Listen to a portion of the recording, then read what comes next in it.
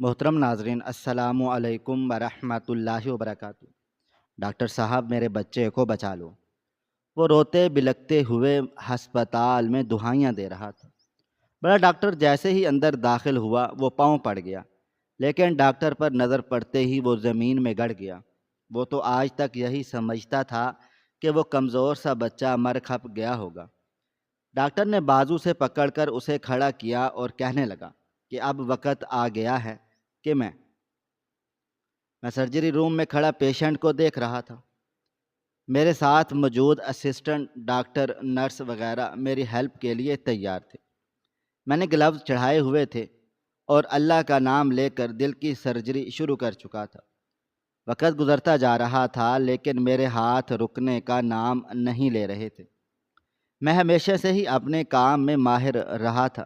یہی وجہ تھی اتنے بڑے ہسپتال میں مجھے ہمیشہ اونچا مقام دیا جاتا تھا۔ تقریباً 4.5 گھنٹے کی سرجری تھی، جسے میں نے 4 گھنٹے میں مکمل کیا تھا۔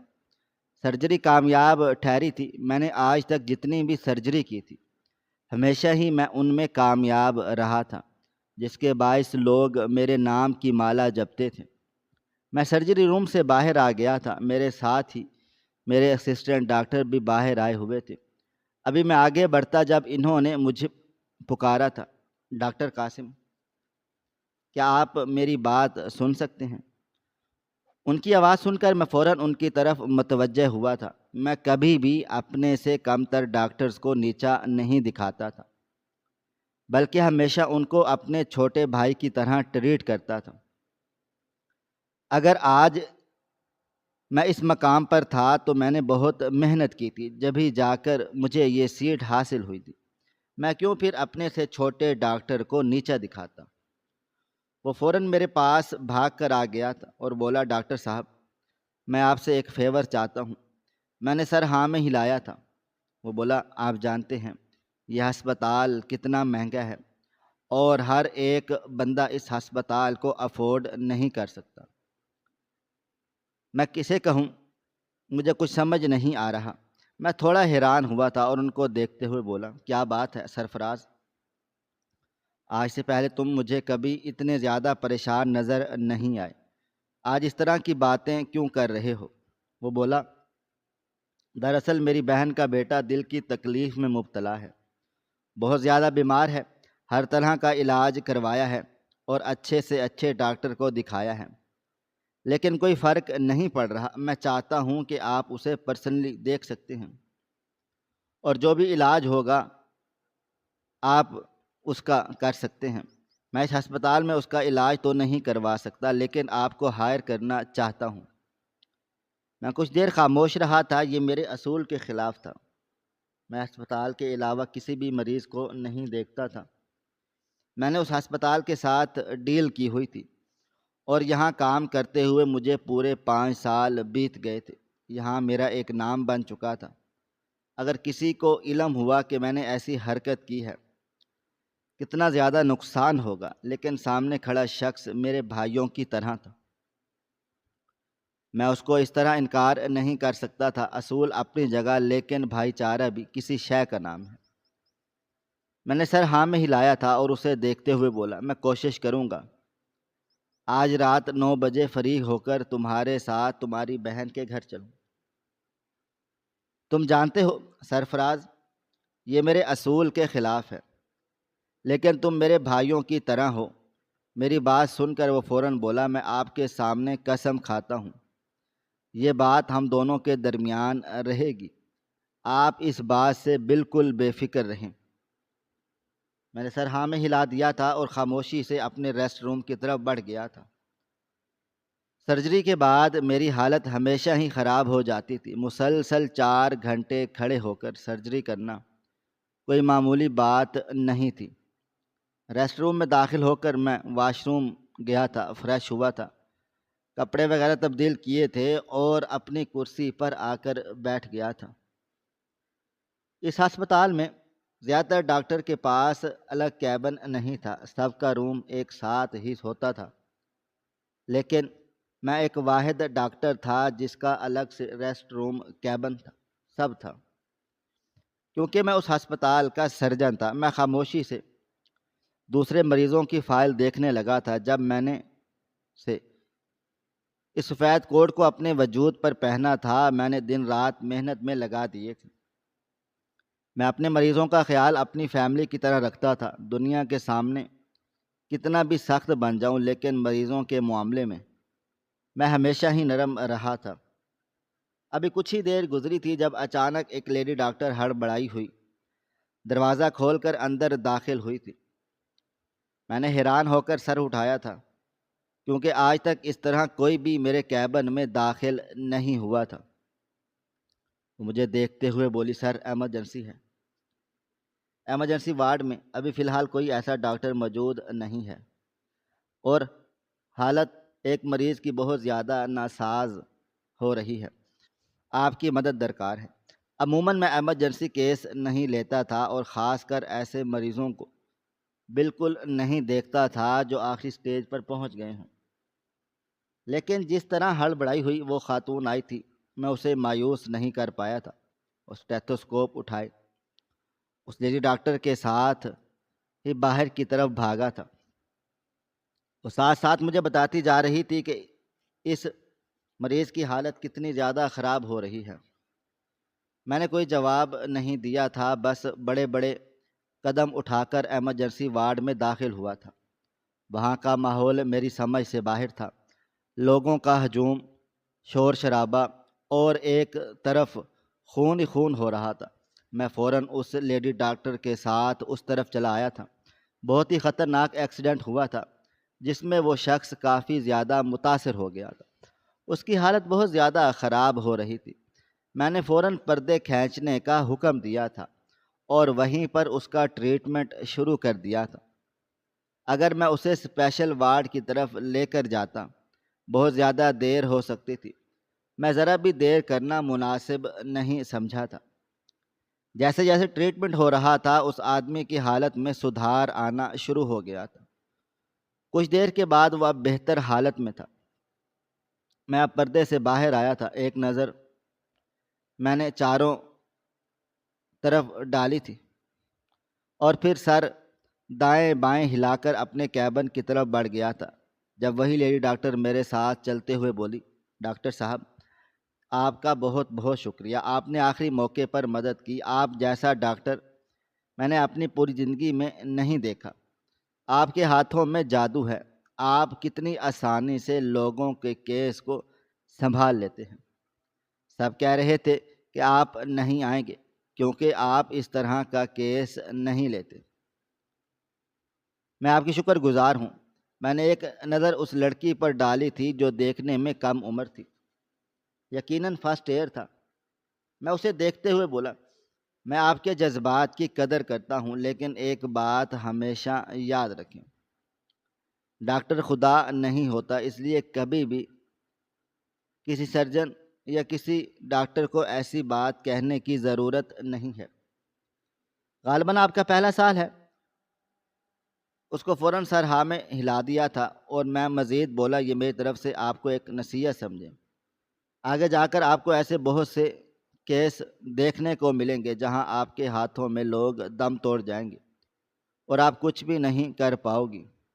تب آپ کو جذبات کا مظاہرہ نہیں کرنا، اور ایک بات ہمیشہ دماغ میں رکھنی ہے، زندگی اور موت اللہ تعالیٰ کے ہاتھ میں ہے، ہم صرف وسیلہ ہیں۔ اگر ہمارے ہاتھوں سے کسی کی جان بچائی جا رہی ہے تو یہ ہم نہیں کر رہے، یہ اللہ تعالیٰ کروا رہے ہیں۔ ہم کوئی عظیم مخلوق نہیں ہیں، بس اللہ تعالیٰ کی طرف سے بھیجے ہوئے وہ لوگ ہیں جو اللہ تعالیٰ کی مخلوق کی حفاظت کرتے ہیں، ان کو بہتر حال میں لاتے ہیں۔ اس لیے کبھی آپ کے ساتھ ایسا کوئی موقع آئے تو جذبات کا مظاہرہ کرنے کی بجائے ہوش سے کام لینا۔ اگر آپ میرے پاس آنے کی بجائے اس آدمی کا ٹریٹمنٹ کرتی تو اس کی جان مزید مشکل میں نہیں آتی، بلکہ وہ جلد صحت یاب ہو جاتا۔ آپ ایک ڈاکٹر ہیں اور بہت جلد سرجن بھی بن جائیں گی، اس لیے ہمیشہ سمجھداری کا مظاہرہ کریں۔ یہ کہہ کر میں اپنے کیبن کی طرف بڑھ گیا تھا۔ میں جانتا تھا کہ وہ لڑکی لاجواب ہو گئی ہوگی۔ میری باتوں سے اکثر لوگ ایسے ہی متاثر ہوتے تھے، لیکن میں جانتا ہی نہیں تھا کہ وہ عام لوگوں کی طرح نہیں ہے۔ ابھی میں چند قدم ہی چلا تھا جب وہ بھاگتی ہوئی میرے پاس آئی تھی اور بالکل میرے سامنے کھڑی ہو گئی تھی۔ میں حیران ہوا، یہ گستاخی میں شامل ہوتا تھا، لیکن میں خاموش تھا۔ وہ مجھے دیکھتے ہوئے بولی، میں آپ کی ہر بات سمجھ رہی ہوں اور مجھے ہر بات سمجھ آتی ہے۔ میں جذبات کا مظاہرہ کبھی بھی نہیں کرتی۔ ڈاکٹر بننے سے پہلے میں نے خود سے یہی عہد کیا تھا کہ مجھے اپنی ہمدردیاں، اپنی جذباتی طبیعت کو دور رکھنا ہوگا، تبھی میں ایک بہترین ڈاکٹر بن سکتی ہوں۔ آپ کا شکریہ ادا کرنے کا مقصد یہ نہیں تھا کہ آپ مجھے کھڑے ہو کر ایک لمبا لیکچر دیتے۔ آپ ایک سرجن ہیں، میں آپ کی بہت زیادہ عزت کرتی ہوں، لیکن آپ مجھے کچھ بھی سنانے کا حق نہیں رکھتے۔ آپ کے پاس آئی اس لیے کیونکہ یہ کیس میں نہیں سنبھال سکتی تھی، اور میرے علاوہ ایمرجنسی وارڈ میں ابھی فی الحال کوئی بھی ڈاکٹر نہیں ہے، اور یہ بھی آپ کی ہی بدولت ہوا ہے۔ آپ نے ہی ڈاکٹر فیضان اور ڈاکٹر نعیم کو چھٹی دی ہے۔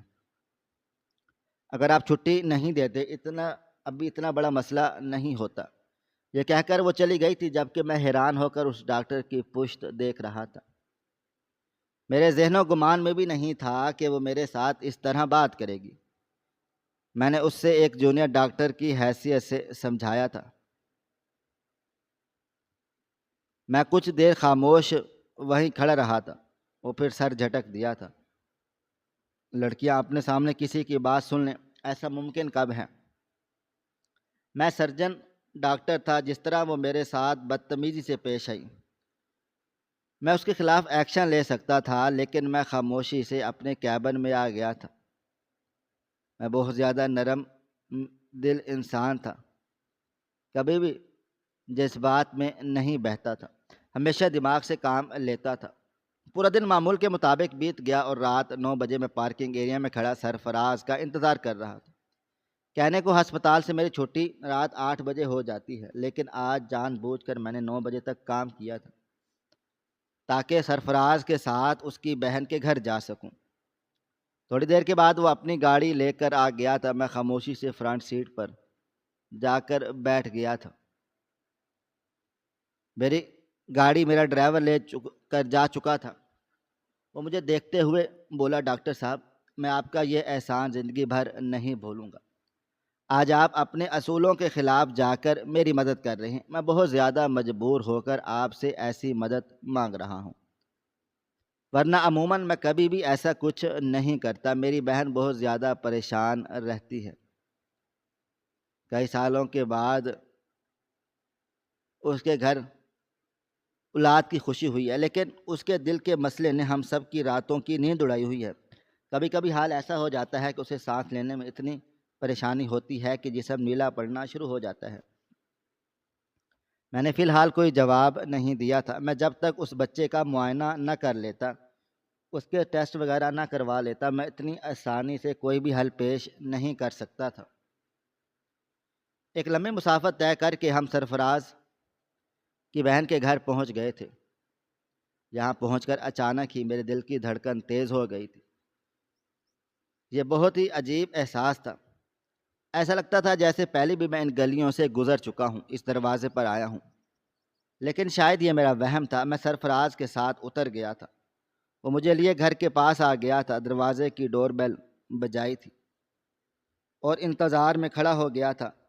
چند لمحوں کے بعد گھر کا دروازہ کھلا تھا۔ سامنے ایک بہت ہی باوقار عورت کھڑی ہوئی تھی، سر پر دوپٹہ، چہرے پر مایوسی، آنکھوں کے نیچے ہلکے۔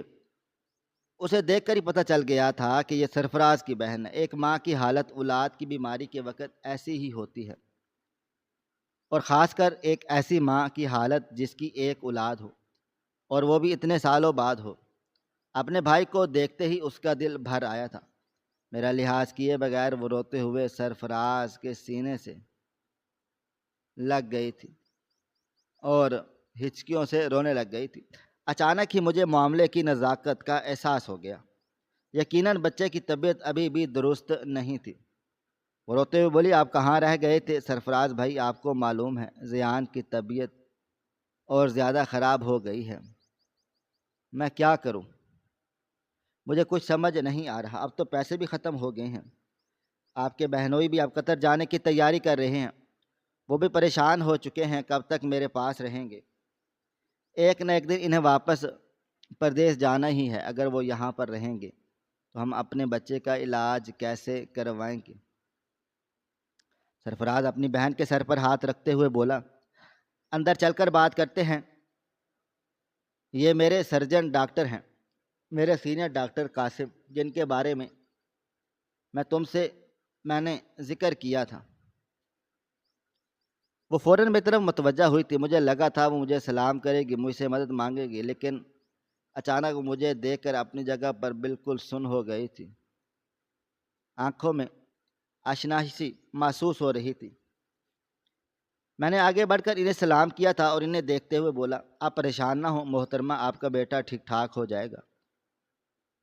دل کا مسئلہ بے شک بہت زیادہ مشکل ہوتا ہے، لیکن اگر آپ کا ایمان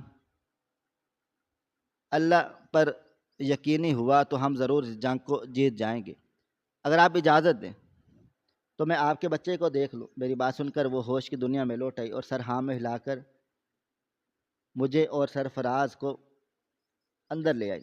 گھر بہت ہی خوبصورتی سے سجایا ہوا تھا، میں تھوڑا حیران بھی ہوا تھا۔ سرفراز کا کہنا تھا کہ وہ مہنگا علاج افورڈ نہیں کر سکتا، لیکن گھر کی حالت دیکھ میں اتنا حیران ہو رہا تھا، جب ان کے پاس اتنا زیادہ سامان ہے، اتنا اچھا گھر ہے اور اتنی اچھی جگہ پر ہے، تو یہ بچے کا علاج کیوں نہیں کروا سکتے؟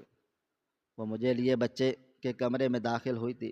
بستر پر وہ بچہ لیٹا ہوا تھا، ساری ٹیبل دوائیوں سے بھری ہوئی تھی، کمرے میں دوائیوں کی ہی سمیل سی آ رہی تھی، کھڑکیاں کھلی ہوئی تھی۔ بستر پر موجود بچہ، اس کی عمر تقریباً 10 برس ہوگی، لیکن جسم بالکل لاغر سا ہو رہا تھا، کمزور سا وجود، آنکھوں کے نیچے سیاہ حلقے، اسے دیکھ کر ہی معلوم ہو رہا تھا کہ حالات بہت ناساز ہیں۔ میں آگے بڑھا تھا اور اس بچے کے پاس بیٹھ گیا تھا، وہ شاید گہری نیند سو رہا تھا۔ اس بچے کے چہرے کو دیکھ اچانک ہی میری آنکھوں کے سامنے ایک چہرہ لہرایا تھا، جسے میں مرتے دم تک نہیں بھولنا چاہتا تھا۔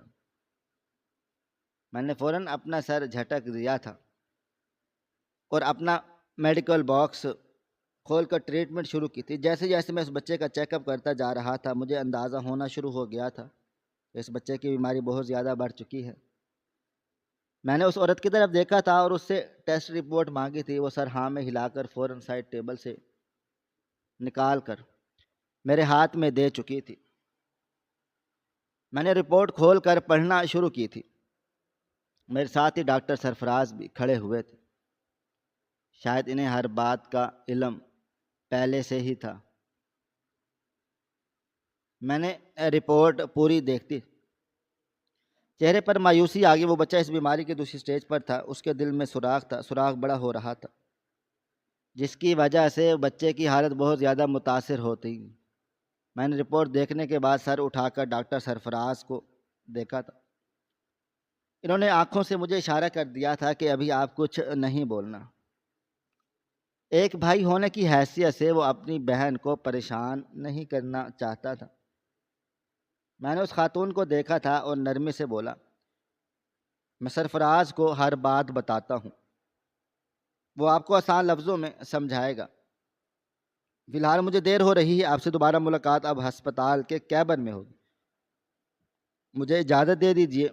وہ عورت فوراً سے بولی، آپ مجھے بھی بتائیں، میں بھی پڑھی لکھی ہوں، آپ کی باتیں جلد سمجھ جاؤں گی۔ لیکن میں نے کوئی جواب نہیں دیا تھا اور باہر آ گیا تھا۔ بچے کی رپورٹ دیکھ کر مجھے اندازہ ہو چکا تھا کہ حالات بہت زیادہ خراب ہو گئے ہیں۔ میرے باہر آتے ہی ڈاکٹر سرفراز بھی باہر آ گئے تھے۔ میں کچھ کہتا اس سے پہلے ہی وہ بولے، میں جانتا ہوں رپورٹ ٹھیک نہیں ہے، لیکن ڈاکٹر اس کا کوئی حل ہوگا، ہم کچھ کر سکتے ہیں کہ آپ ہی بولا۔ میں نے کہا کہ ڈاکٹر سرفراز، میں آپ کو کوئی امید نہیں دینا چاہتا۔ ہاں، میں اتنا ضرور کہوں گا کہ ہم نے اگر بر وقت بچے کی سرجری کی تو شاید کوئی حل نکل پائے۔ یہ بچہ اس بیماری کے دوسرے سٹیج پر پہنچ گیا ہے، سوراخ بڑا ہو رہا ہے، دھیرے دھیرے اس کی حالت اب اور خراب ہونا شروع ہو جائے گی۔ ابھی تو محض اس کو سانس لینے میں دشواری آ رہی ہوتی ہے، کچھ دنوں کے بعد یہ بے ہوش ہونے بھی لگے گا، ہونٹ نیلے پڑنے لگے گا، جسم اکڑ جائے گا۔ آپ بھی ڈاکٹر ہیں اور دل کے ہی ڈاکٹر ہیں، میری بات یقیناً آپ کو سمجھ آ رہی ہوگی۔ وہ بولا، میں سب باتیں سمجھ رہا ہوں، لیکن ڈاکٹر صاحب وہ میری بہن ہے اور یہ میرا لاڈلا بھانجا ہے، میں اس کو تکلیف میں نہیں دیکھ پا رہا۔ کیا ہم اسی ہفتے سرجری کر سکتے ہیں؟ اس کے بابا قطر جا رہے ہیں، اب ان کی واپسی تقریباً سال بعد ہوگی۔ اگر ان کے سامنے ہی سرجری ہو گئی تو بہت اچھا ہے۔ میں کچھ دیر خاموش رہا تھا، پھر بولا، مگر اس سے پہلے اس بچے کا ٹریٹمنٹ کرنا ہوگا۔ ابھی یہ بچہ بہت زیادہ کمزور ہو گیا ہے، اگر ہم اسی ہفتے سرجری کریں تو ہو سکتا ہے یہ ریکور ہونے میں وقت لے۔ تو یہ نوجوان نہیں ہے بلکہ ایک 10 سال کا بچہ ہے۔ ہمیں پہلے اس کی خوراک، اس کی دوائیوں کو تبدیل کرنا ہوگا، اس کی ڈائٹ کو دھیان میں لا کر اس کی صحت کی طرف دھیان دینا ہوگا، اس کے بعد ہی ہم سرجری کی طرف جائیں گے، اس سے پہلے ہم کچھ بھی نہیں کر سکتے۔ میری بات سن کر ڈاکٹر سرفراز کچھ دیر خاموش رہے تھے، پھر بولے، اچھا ٹھیک ہے، میں آپ سے کل آپ کے کیبن میں بات کرتا ہوں۔ میں آپ ہو سکتا ہے کہ میں اپنے بہنوئی کے ساتھ آؤں، آپ کو کوئی اعتراض تو نہیں؟ آپ مجھے وقت دے سکتے ہیں؟ میں کچھ دیر میں نے خاموشی میں گزار دیے تھے، کل میری 2 سرجری تھی، میں سرجری کے بعد بہت زیادہ تھک جانے والا تھا، لیکن سامنے کھڑا ہوا شخص بہت زیادہ پریشان تھا اور اندر موجود بچے کی شکل کو دیکھ کر جو چہرہ مجھے یاد آ گیا تھا، اس نے کچھ دیر مجھے سوچنے پر مجبور کر دیا۔ میں چند لمحوں کے بعد سر اٹھا کر بولا، ٹھیک ہے، آپ جانتے ہیں کل دوسری سرجری ہے، میری ڈیوٹی تقریباً رات کے 10 بجے تک مکمل ہوگی، اس کے بعد ہی ہم آپ کے بہنوئی سے ملاقات کر لیتے ہیں، لیکن یہ بات کسی کو معلوم نہیں ہونی چاہیے۔ وہ بولے، یہ بات میرے ذہن سے ہی نکل گئی، ایسا کرتے ہیں ہم پرسوں ملاقات رکھ لیتے ہیں، آپ کل بہت زیادہ تھک جائیں گے، 2 سرجری کے بعد آپ کے لیے بہت زیادہ مشکل ہوگی۔ میں نے انکار کر دیا تھا، اب ایک دفعہ میں ارادہ کر چکا تھا تو میں اسی ارادے پر قائم رہتا ہوں۔ میں بولا، نہیں، آپ بے فکر رہے، میں ایڈجسٹ کر لوں گا، لیکن آپ وقت کی پابندی کریے گا، کیونکہ میں 1 گھنٹے سے زیادہ وقت نہیں دے پاؤں گا، بس 11 بجے تک میں فری ہوں، اس کے بعد گھر کی طرف نکلوں گا۔ میری بات سن کر وہ بولے، جی ڈاکٹر صاحب، آپ اس بات سے بالکل بے فکر رہ جائیں۔ میں نے اب وہیں کھڑے ہو کر ایک کیب منگوائی تھی اور اس میں سوار ہو کر اپنے گھر کی طرف گامزن ہو گیا تھا۔ آنکھوں کے سامنے ماضی کے کچھ لمحے لہرا رہے تھے۔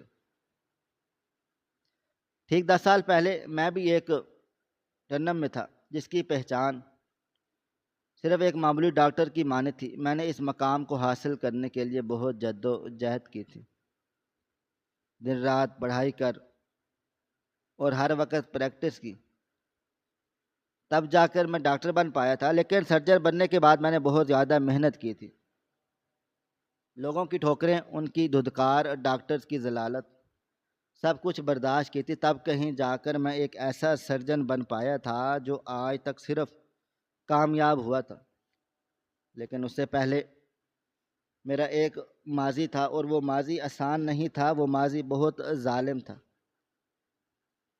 میرے ذہن میں میری عمر کا وہ حصہ آ گیا تھا جس نے لمحے میں میرے ماتھے پر پسینہ بکھیر دیا تھا۔ آج میری عمر ہو گئی تھی، میں ایک کامیاب انسان تھا، لیکن جب بھی میں اس وقت کے بارے میں سوچتا تھا میرا دل ہر چیز سے اچاٹ ہو جاتا تھا۔ ابھی میں اپنے خیالوں میں گم ہوتا جب میرا گھر آ گیا تھا۔ میں نے کیب ڈرائیور کو پیسے ادا کیے تھے اور گھر کے اندر چلا گیا تھا۔ میری اماں لاؤنج میں بیٹھی میرا انتظار کر رہی تھی۔ میں نے پہلے کی نسبت اب گھر اپنا بہت زیادہ خوبصورت بنا لیا تھا۔ ایک بڑی عمارت پر تعمیر کیا گیا تھا۔ اندر داخل ہو کر میں نے سلام کیا۔ ارادہ اب ٹھنڈے شاور کے نیچے کھڑے ہو کر خود کو پرسکون کرنے کا تھا، کیونکہ میں جب بھی اپنے ماضی کو یاد کرتا تھا میری حالت ناساز ہو جاتی تھی۔ شاید اماں بھی میری حالت کو سمجھ گئی تھی۔ انہوں نے بے اختیار مجھے پکارا تھا، قاسم کہاں جا رہے ہو؟ ماں کے پاس نہیں بیٹھو گے؟ ان کی بات سن کر میرے قدم، میں ٹھہر سا گیا تھا، نہ چاہتے ہوئے میرے قدم تھم سے گئے تھے۔ آج سے پہلے اماں نے کبھی اس طرح نہیں بولا تھا۔ ہسپتال سے آنے کے بعد میں آرام کرنے ہی جاتا تھا، لیکن آج اماں کے پکارنے پر میں رک گیا تھا۔ میں قدم با قدم چلتا ہوا ان کے پاس آیا۔ وہ میرا ہاتھ تھام کر بولی، کیا بات ہے؟ بہت زیادہ پریشان لگ رہے ہو۔ کیا آج سرجری کامیاب نہیں ٹھہری؟ میں نے سر نفی میں ہلا دیا تھا اور سر جھکا کر بولا، نہیں اماں، آپ جانتی ہیں خدا کے فضل و کرم سے میں کبھی بھی ناکام نہیں ٹھہرا ہوں۔ بس آج ماضی کا وہ وقت یاد آ گیا جس نے سوائے تکلیف کے مجھے کچھ نہیں دیا تھا۔ وہ بولی، کیوں یاد آیا؟ خیریت ہے؟ ان کا لہجہ بالکل سنجیدہ تھا۔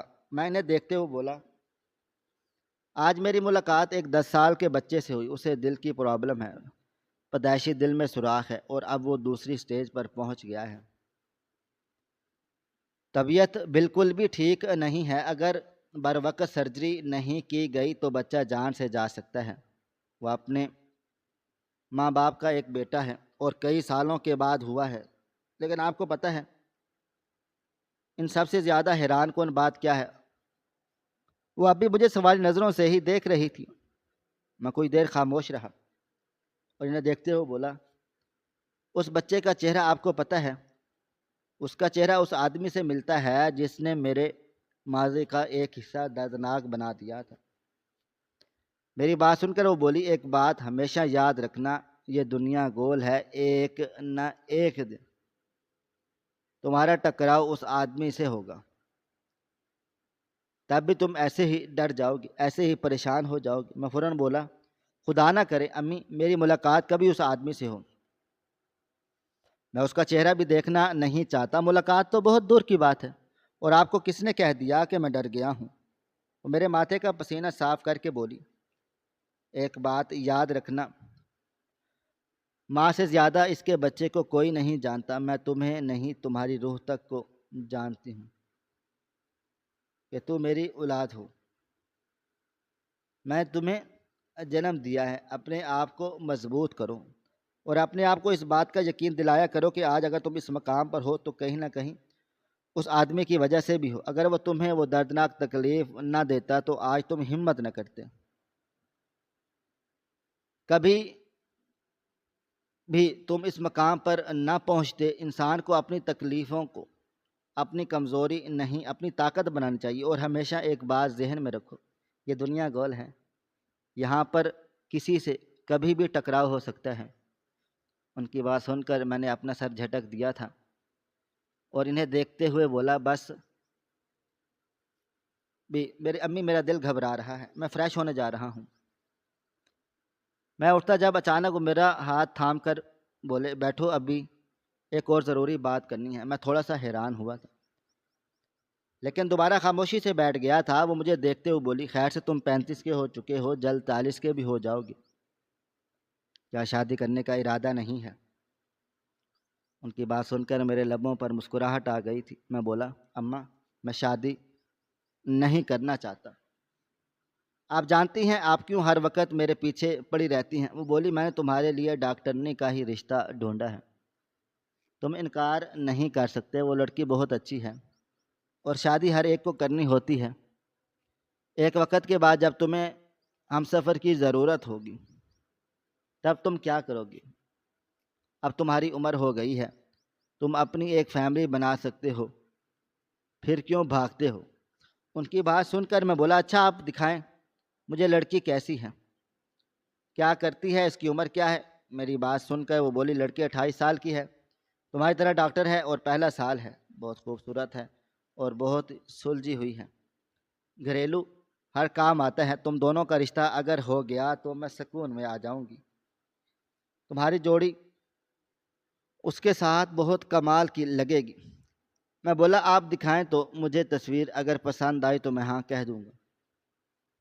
میری بات سن کر انہوں نے موبائل فون کو کھولا تھا اور میرے سامنے تصویر کی تھی، جبکہ میں سامنے موجود لڑکی کو دیکھ اپنی جگہ سن ہو گیا تھا۔ وہ لڑکی کوئی اور نہیں بلکہ ڈاکٹر سکینہ تھی، جسے آج میری جھڑپ ہوئی تھی فرسٹ ایئر انٹرنم میں۔ میں بے اختیار بولا یہ سلجھی ہوئی لڑکی ہے۔ میرے لبوں پر ایک شرارتی مسکراہٹ آ گئی۔ اما بولی ہاں ہاں بہت سلجھی ہوئی، میری ملاقات ہوئی ہے، بہت پیاری بچی ہے، اس کی اماں چاہتی ہیں اب اس کی بھی کسی اچھے سے ڈاکٹر سے شادی ہو جائے، پھر دونوں اپنی خدمت سر انجام دیں۔ کوئی دیر میں خاموش رہا۔ وہ لڑکی مجھ سے تقریباً کوئی 7 سال چھوٹی تھی، لیکن اگر میری شادی اس کے ساتھ ہوئی ہوتی ہم دونوں کی زندگی بہت خوبصورت گزرے گی۔ مجھے ایک ایسی لڑکی نہیں چاہیے جو میرے روب میں آ جائے، مجھ سے ڈرے، بلکہ مجھے ایک ایسی لڑکی چاہیے تھی جو میری ہر بات پر سوال کرنا جانتی ہو، اپنا مدعا بیان کرنا جانتی ہو، میرے قدم سے قدم ملا کر چلے، مجھ سے 2 قدم پیچھے نہ چلے۔ میں نے کچھ سوچ کر امی کو رضامندی دے دی تھی۔ آپ بات کر لیں اگر آپ کو مناسب لگتا ہے، میری طرف سے کوئی اعتراض نہیں ہے۔ یہ کہہ کر میں اپنے کمرے کی طرف بڑھ گیا تھا۔ میں جو گھبرایا ہوا تھا ماضی کا وہ وقت یاد کر کے سہم سا گیا تھا۔ اماں کی اس بات نے میرے وجود کو ہلکا پھلکا کر دیا، اور واش روم جا کر میں نے کپڑے وغیرہ تبدیل کیے اور خاموشی سے واپس آ کر اپنے لیپ ٹاپ کو لے کر بیٹھ گیا۔ کافی دیر تک میں ہسپتال کا کام کرتا رہا، اور پھر کب میں لیٹ کر سویا مجھے علم نہیں۔ میری آنکھ صبح الارم کی آواز سے کھلی اور میں فوراً چینج کر کے تیار ہوا اور ہسپتال کے لیے نکل گیا تھا۔ عموماً میں ناشتہ کرتا تھا، مگر آج بہت دیر ہو گئی تھی۔ آج میری دوسری سرجری تھی، 2 سرجری، مجھے ذرا بھی دیر نہیں کرنی تھی۔ ہسپتال پہنچتے ہی مجھے بتا دیا گیا کہ کس وقت کون سی سرجری ہونی ہے۔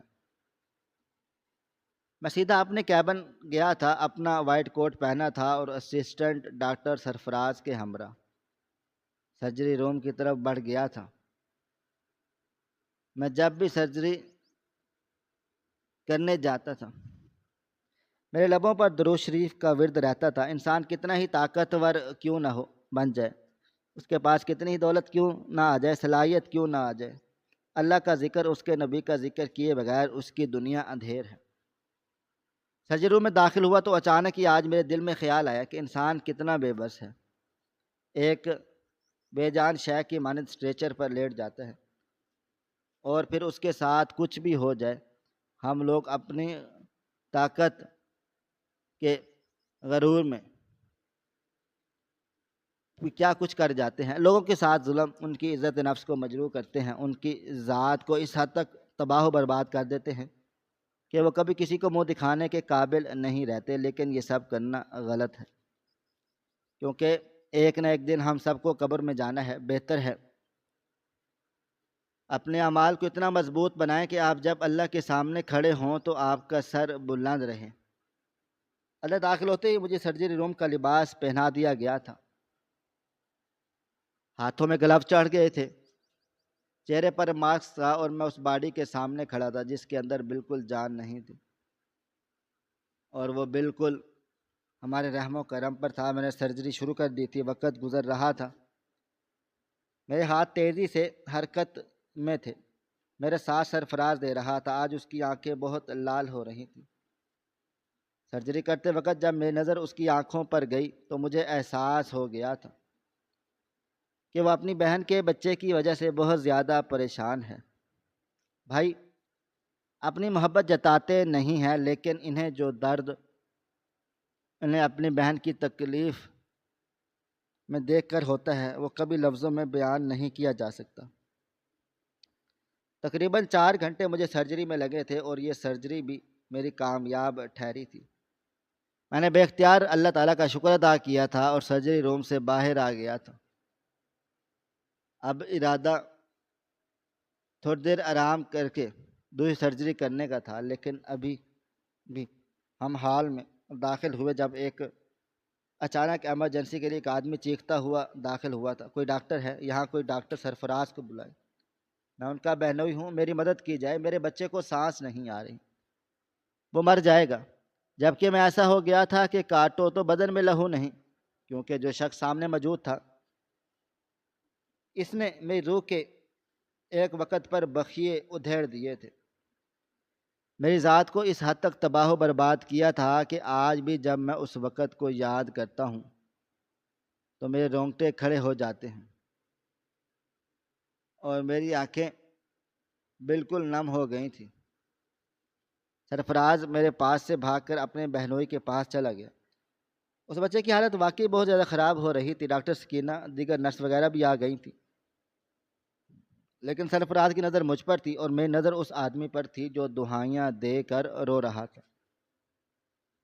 میرے بچے کو بچا لو، میرا صرف ایک بیٹا ہے، اگر اسے کچھ ہو گیا تو میں مر جاؤں گا، اللہ کے لیے میرے بچے کو بچا لو، اے میرے خدا میرے بچے کو بچا لو، میں مر جاؤں گا اگر میرے بچے کو کچھ ہو گیا۔ اس کے جملے میرے کانوں میں گونج رہے تھے، لیکن میرے کان میں وہ تڑپ بھری آوازیں گونج رہی تھیں جو اس وقت میری نکلی تھی۔ اچانک ہی سرفراز میرے پاس آیا اور اس نے مجھے جھنجھوڑ دیا تھا، ڈاکٹر میری مدد کریں، اور میرا بھانجا مر رہا ہے، اس کی حالت دیکھیں۔ سرفراز کے جھنجھوڑنے پر میری آنکھیں فوراً اس طرف گھومی تھیں، میں ہوش میں آ گیا تھا اور اس بچے کی طرف بھاگا تھا۔ بے شک مجھے اس آدمی کو دیکھ کر بہت برا لگ رہا تھا، میری حالت بہت زیادہ بے جان ہو رہی تھی، لیکن میں اس وائٹ کوٹ میں تھا، میں ایک ڈاکٹر تھا اور مجھے ہر بات بھول کر صرف ایک بات یاد رکھنی تھی کہ ابھی مجھے میرا فرض نبھانا ہے۔ اور جیسے ہی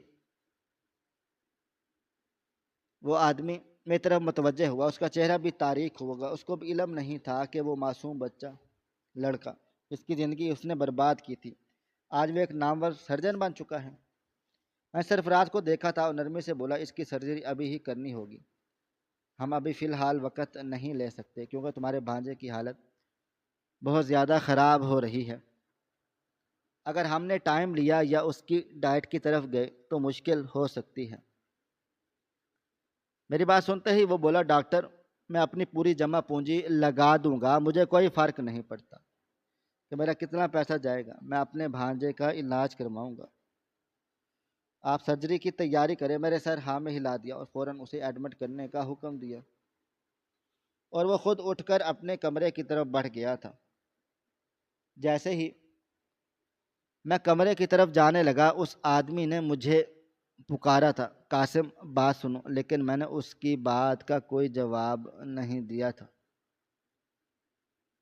اور سیدھا اپنے کمرے میں آ گیا تھا۔ دروازہ بند کر کے میں اس کے ساتھ ہی بیٹھتا چلا گیا۔ میں 35 سال کا مشہور نامور اور کامیاب سرجن تھا، لیکن اس وقت میری حالت اس 15 سال کے بچے کی مانند تھی جس کا بچپن اس سے چھین لیا گیا تھا۔ میں نے شروع سے ہی محرومی دیکھی تھی، بابا جان کا انتقال میرے پیدا ہونے کے 1 سال بعد ہو گیا۔ میری ماں نے دوبارہ شادی نہیں کی تھی، صرف میرے مستقبل کی خاطر۔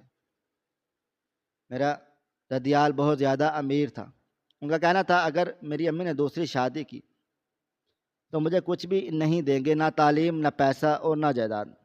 امی جان چاہتی تھی کہ مجھے جائیداد اور پیسہ نہ ملے مگر تعلیم ضروری ملی۔ ننھیال اتنا امیر نہیں تھا، اس لیے مجبوراً امی کو ایسی ہی زندگی گزارنی پڑی۔ ہمارا گھر بہت چھوٹا تھا، ایک کمرے کا مکان، چاچو ہر مہینے راشن ڈال دیتے تھے۔ زندگی گزر رہی تھی، وقت گزرا اور میں 9ویں جماعت میں پہنچ گیا۔ مجھے اب کوچنگ کی ضرورت تھی، تعلیم ایسے ہی پوری نہیں ہوتی۔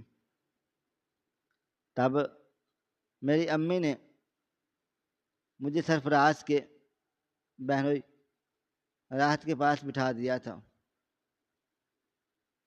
مجھے لگا تھا یہ بہت اچھے انسان ہیں، میری زندگی آسان ہو جائے گی، میں آرام سے پاس ہو جاؤں گا۔ لیکن کچھ ہی دن کے بعد مجھے ان کا رویہ عجیب سا لگنے لگا، کبھی وہ مجھے اپنے پاس بٹھاتے، کبھی میرے چہرے پر ہاتھ لگاتے، عجیب طرح سے وہ مجھے اپنے قریب کرتے۔ میں کوئی چھوٹا موٹا بچہ نہیں تھا، 15 سال کا لڑکا تھا جو ان معاملات کو سمجھنا شروع ہو چکا تھا۔ اور پھر وہ رات جب میرا سب کچھ برباد ہو گیا، بارش بہت تیز ہو رہی تھی، مجبوراً مجھے ان کے گھر ٹھہرنا پڑا، تب انہوں نے میری ذات کو برباد کر دیا تھا۔ میں روتا رہ گیا تھا، ان کے آگے ہاتھ جوڑے تھے، سر ایسا مت کرے، یہ ٹھیک نہیں ہے، لیکن انہوں نے میری ایک بات نہیں سنی۔ مجھے اس رات انہوں نے بہت زیادہ اذیت دی اور پھر باہر بارش میں پھینک دیا تھا۔ پوری رات میں سڑک پر پڑا رہا تھا۔ اگلے دن مجھے ہسپتال میں داخل کیا گیا، میری زبان بالکل بند ہو گئی تھی۔ 2 مہینے تک میں نے کسی سے کوئی بات چیت نہیں کی تھی۔ امی نے کئی دفعہ مجھ سے پوچھا تھا کہ تمہارے ساتھ یہ سب کس نے کیا، لیکن میں نے کچھ بتا ہی نہیں پا رہا تھا۔ کیسے بتاتا؟ میرے پاس کہنے کے لیے کوئی بچہ نہیں تھا۔ پھر 2 مہینے بعد میرا سکتہ ٹوٹ گیا، میں نے روتے ہوئے امی جان کو سب بتا دیا۔ اب امی جان نے مجھے سنبھالا تھا، حوصلہ دیا تھا کہ یہ سب تمہارے گرنے کا وقت نہیں ہے، یہ تمہارے اٹھنے کا وقت ہے، یہ وقت ہی تمہیں آگے لے کر جائے گا۔ بس تم حوصلہ مت ہارو، تم ڈاکٹر بنو، لوگوں کو سمجھاؤ۔ جو لوگ ایسا کام کرتے ہیں وہ کتنے غلط ہوتے ہیں۔ اس رات جب میں تمہیں ڈاکٹر کے پاس لے کر گئی تھی، کوئی تمہارا علاج نہیں کرنا چاہتا، تم ایسے لوگوں کا علاج کرو۔ تمہارے بابا جان کو ہارٹ اٹیک ہوا تھا، تم ایک ہارٹ سرجن بنو اور لوگوں کے لیے مسیحا بنو۔ پھر میں نے فیصلہ کیا تھا اور آج میں سرجن بن گیا تھا، لیکن آج پورے 20 سالوں کے بعد وقت دہرایا گیا اور اس شخص میرے سامنے مدد کی اپیلیں کر رہا تھا۔ کیا مجھے اس کی مدد کرنی چاہیے تھی؟ ایسے کئی سوال میرے دل و دماغ میں گردش کر رہے تھے۔ پھر میں نے تھک ہار کر فیصلہ کر لیا کہ ہاں، مجھے مدد کرنی چاہیے، کیونکہ میں ایک ڈاکٹر ہوں اور مجھے اپنا فرض نبھانا ہے۔ میں اٹھا تھا، گہری سانس لی تھی اور واش روم جا کر چہرے پر پانی مارا تھا اور خاموشی سے سرجری روم کی طرف بڑھ گیا تھا۔ انسان کی اصل پہچان ایسے ہی وقت پر ہوتی ہے۔ میں نے اللہ کا نام لے کر اس بچے کی سرجری شروع کر دی تھی اور میں مسلسل درود شریف اور اللہ تعالیٰ کے نام کا ورد کر رہا تھا۔ میں کسی بھی طرح اس بچے کو بچانا چاہتا تھا۔ میرے اسسٹنٹ ڈاکٹر سرفراز ہی تھے، ان کی حالت بھی بہت زیادہ خراب ہو رہی تھی، کیونکہ سامنے ان کا بھانجا لیٹا ہوا تھا ان کے بیٹوں کی طرح، اور مسلسل 4 گھنٹے کی سرجری کے بعد وہ بچہ بچ گیا تھا۔ میں نے اس کا ہارٹ ٹرانسپلانٹ کیا تھا۔ یہ کوئی معمولی سرجری نہیں تھی، بلکہ بہت بڑی سرجری تھی۔ میں ایک سرجن تھا، مجھے پینل ملا ہوا تھا، میں نے اس بچے کا پورا خرچہ اس میں برداشت کر لیا، اور جب میں نے اپنے سرجری روم سے باہر آیا اور سرفراز کی بہن کو دیکھ کر خوشخبری دی، اسی پر راحت صاحب میرے پاؤں قدموں میں گر گئے اور میرے پاؤں پکڑ کر رونے لگے۔ مجھے معاف کر دو، میں نے تمہارے ساتھ ماضی میں بہت بڑا ظلم کیا تھا، لیکن اس سب کے باوجود تم نے میرے ساتھ رحم کیا۔ اللہ تمہارے دل کو سکون دے گا، تمہاری زندگی کو آسان کرے گا۔ میں تمہارا شکریہ ادا کیسے کروں، مجھے سمجھ نہیں آ رہا۔ میری ہر اس غلطی کے لیے مجھے معاف کر دو جو میں نے تمہارے ساتھ کی تھی۔ اماں نے بالکل ٹھیک بولا تھا، یہ دنیا گول ہے، کبھی بھی کسی سے کسی بھی وقت ٹکراؤ ہو سکتا ہے، انسان کو ہمیشہ سے تیار رہنا چاہیے۔ آج مجھے وہ تکلیف، وہ ڈر محسوس نہیں ہو رہا تھا جو اکثر مجھے سوچ کر محسوس ہوتا تھا۔ میں نے اس آدمی کو قریب بیٹھ گیا تھا اور اس کے بازو پر ہاتھ رکھتے ہوئے بولا، تم نے جو کیا وہ تمہارا عمل تھا، جو میں نے کیا وہ میرا عمل ہے۔ ہم دونوں کو اللہ کو جواب دینا ہے۔ میں تمہیں تمہاری غلطی کے لیے معافی نہیں کر سکتا، میں خدا نہیں ہوں، میں ایک انسان ہوں۔ معاف کرنے کی صلاحیت صرف اللہ تعالیٰ کے پاس ہے، ہم انسانوں کے پاس نہیں ہے، اس لیے تعالیٰ نے حقوق کلی بات اپنے بندوں کے ہاتھ میں رکھے ہیں۔ میرا بچپن تم نے مجھ سے میرا چھینا تھا، میرا ہر وقت ڈر میں گزرا ہے۔ میں اتنا بڑا سرجن بن گیا، میری عمر 35 سال ہو گئی، مگر آج بھی میں وہ 15 سال کا بچہ ہوں جس کی خوشیاں تم نے اس سے چھینی تھی، یہ جانتے ہوئے بھی کہ اس کا بھائی بیمار ہے، باپ بھی نہیں ہے، وہ اپنی ماں کے ساتھ زندگی بہت مشکلوں سے کاٹ رہا ہے۔ خیر، اللہ تمہارے بیٹے کو سکون دے، اسے ایک لمبی زندگی والی، صحت والی زندگی دے۔ مگر میں تم سے اتنا کہوں گا کہ اپنی فیملی کو چھوڑ کر قطر نہیں جانا، ان کے ساتھ رہو، انہیں ابھی تمہاری ضرورت نہیں ہے۔ یہ کہہ کر میں اٹھا تھا اور چلا گیا تھا، یوں جانتا تھا کہ یہ الفاظ ہی بہت ہیں۔ وقت گزرا تھا، اس کے بچے کی طبیعت بحال ہونا شروع ہو گئی۔ میری شادی اماں نے دھوم دھام سے ڈاکٹر سکینہ سے کروائی تھی۔ میں اب اپنی زندگی میں بہت زیادہ خوش ہوں، کیونکہ مجھے میرے ذہن کے مطابق لڑکی مل گئی ہے۔ میرا ماضی جو مجھے ہمیشہ ہی تکلیف دیتا تھا، اس سے بھی مجھے چھٹکارا حاصل ہو گیا ہے۔ میں تمام سننے والوں کو یہی پیغام دینا چاہوں گا کہ آج کل کے معاشرے میں عورتوں کے ساتھ ساتھ مرد بھی محفوظ نہیں ہیں، لیکن خدا را زنا سے بچیں، اللہ تعالیٰ زنا کی معافی نہیں دیتا۔ اپنے آپ کو اس دلدل سے نکالیں، اس میں دھن سے نہیں۔ محترم ناظرین، آپ کو ہماری آج کی کہانی کیسی لگی؟ کومنٹ باکس میں اپنی رائے کا اظہار ضرور کریں۔ خواہش صرف اتنی ہے کہ کچھ الفاظ لکھوں جس سے کوئی گمراہی کے راستے پہ جاتے جاتے رک جائے، اور نہ بھی رکے تو سوچ میں ضرور پڑ جائے۔ خیر دوستو، امید کرتا ہوں کہ آپ کو یہ ہماری کہانی پسند آئی ہوگی۔ کہانی پسند آئی ہو تو ویڈیو کو لائک کریں، کومنٹس کریں، شیئر کرنا بالکل بھی نہ بھولیں۔ اور ہاں، اگر آپ لوگ اس چینل پر نئے ہیں تو ہمارے چینل ہریرہ انفو کو سبسکرائب ضرور کر لیں اور نوٹیفیکیشن کو ضرور دبائیں تاکہ آنے والی کہانی سب سے پہلے آپ کو مل سکے۔ ملتے ہیں کل ایک نئی اور دلچسپ کہانی کے ساتھ، تب تک اپنا ڈھیر سارا خیال رکھیے گا۔